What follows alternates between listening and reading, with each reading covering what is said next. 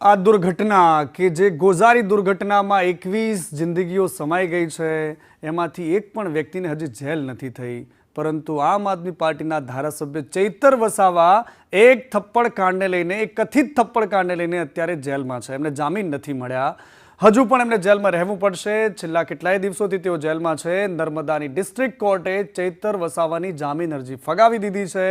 5 જુલાઈથી લઈને 9 દિવસ થયા છે. ચૈતર વસાવા અત્યારે પણ જેલમાં છે.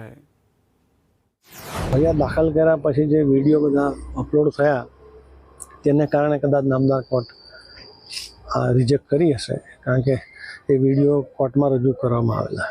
સરપંચે બધો આક્રોશ ઠારવ્યો કે અમને આદિવાસીઓને અન્યાય થયો છે અને અમે આમ કરીશું. એ બધા વિડીયોનો એ કદાચ આપણે વિરુદ્ધ જાય એવું લાગ્યું અમને. હવે તો હાઈકોર્ટમાં જવાનું છે. દલીલો તો એવી હતી કે આ ગુનો જ નથી બનતો, હવે એ દલિત ના માન્ય રાખી કોર્ટે, એટલે ઉપર જવાનું. જે સોશિયલ મીડિયા પર સરકારી કચેરી અને જેલને નુકસાન કરવાની કે એની જે ધમકીઓ મળેલી હતી, વાયરલ થયેલી હતી, એ પોલીસ અધિક્ષક તરફથી જે મૂકવામાં આવેલી હતી એની અલગથી યાદીથી એ વિડીયો